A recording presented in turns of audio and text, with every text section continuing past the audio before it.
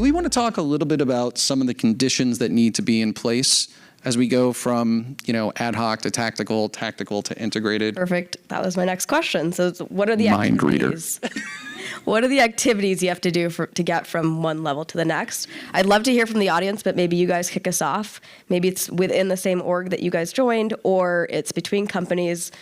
What are specific moments that you took that felt like really brought you from one to the next? An intake sheet. You cannot do everything, and you need to have a mechanism to intake what they want the enablement function to work on. And you need to give it a score and resource size it and how long it will take to get out the door. And you need to get that monkey off your back and onto your leadership's back to prioritize when they're going to invest in it or get you to focus on less. So when you're an ad hoc, you're a people pleaser. You're trying to make everything work. You're accepting all projects coming your way. And then very quickly you burn out from that. So your intake mechanism shows what you're working on. It's also your prioritization function to help steer your what your resource to be able to do. I love that point. I really do. I like to say in enablement when I speak to leaders is that we can do just about anything, but we can't do everything. And so being able to have some sort of measured look at intake is a really big piece of it. I can talk to some stories about moving from ad hoc to tactical. I'll just make it really short and sweet because I want to hear from the audience and some of the challenges that you guys are experiencing, especially from my ad hoc people. I love on the slide that we talked about random acts of enablement and fighting the good fight, which in my mind is we become the little Dutch boy sticking our fingers in the dike, trying to make sure that the dam doesn't break, right? Intake is super important simply because you're going to have a limited number of resources. And as we've seen, and as this room can attest to, enablement can become a catch-all for just about everything that should be happening in the organization. And so it's really, there's a couple things that stick out in my mind to go from ad hoc to tactical. Having some kind of charter to educate the rest of the organization. This is what we do. This is what we're focused on. These are the outcomes that we want to drive. And get sign-off on that from the highest levels of the organization. When I think about my time right before ServiceNow, I was with a company called Mesosphere that I'm sure nobody's actually heard of it because they lost the war in Kubernetes and have already changed their name. Not every startup is a success. But in thinking about how we get from point A to point B, as we were planning sales kickoff, and I was speaking to the president of the sales field, I said, look, there's got to be some other levers that we can pull here. And some of the things that we were able to implement before our sales kickoff, we did a very quick install of SalesHood with my good friend Eli Cohen. Great organization, great person, supported the heck out of me simply because he knew I was a one-man army running around. Another good thing to think about is how we're going to ask the field to pursue opportunities.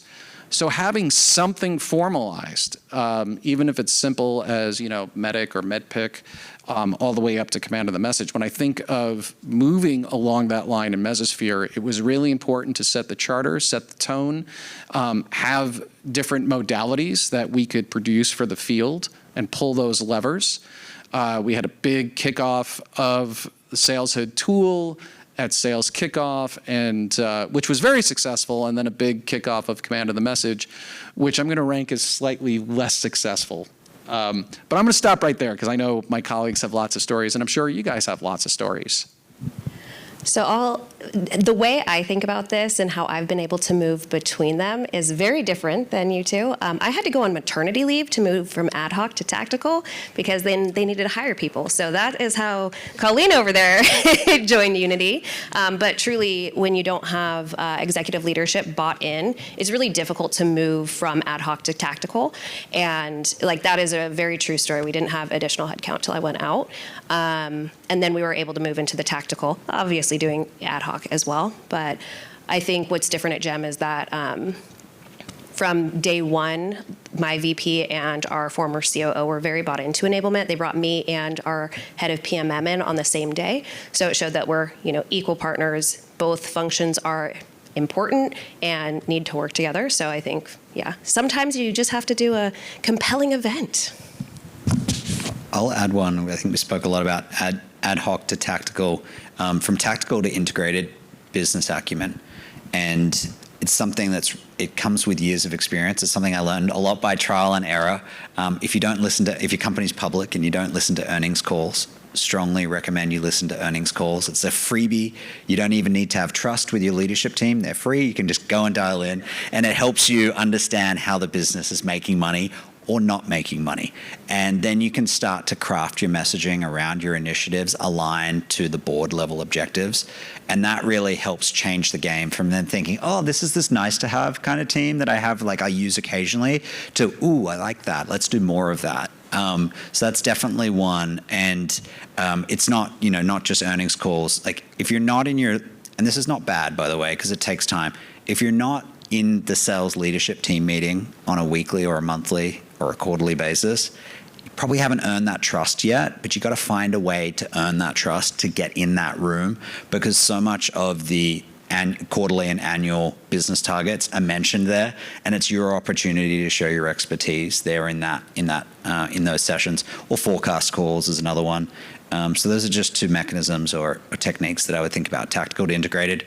And then when I was to push onto strategic, it's not business acumen, it's data literacy, which Gartner's talking a lot about at the moment. If you don't understand all the metrics of what's actually driving your business, from prospecting, pipeline, deal size, deal velocity, close rate, if you don't understand those metrics, retention, average tenure and role, employee engagement, goes on and on and on. If you don't have that data literacy, both in the visualizations and the control of those metrics, it's very hard for you to position yourself as a strategic partner.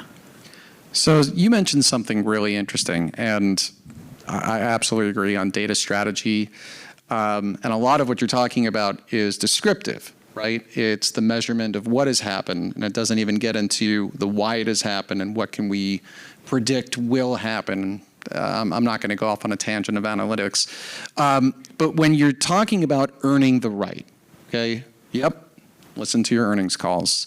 So much comes out of it in terms of where your go-to-market team is going. And even if you are not currently part of those meetings that are happening at the P4 level, C level, highest levels of the sales organization, you should be really aware not only of what the company is saying internally, but what they're saying externally. Because strategic means that you are being strategic. You are being seen as a strategic resource.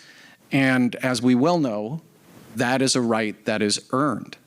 Especially in organizations that are maturing and growing, they might not have had an enablement person that was able to come along with really good business acumen, who was able to interpret the outcomes from that earnings call or that 10K report, or articles from the CIO or the CEO, and be able to say, these are the outcomes that you're looking to drive, and this is how we can support you from a bottom-up perspective, and this is how we can partner on a top-down perspective.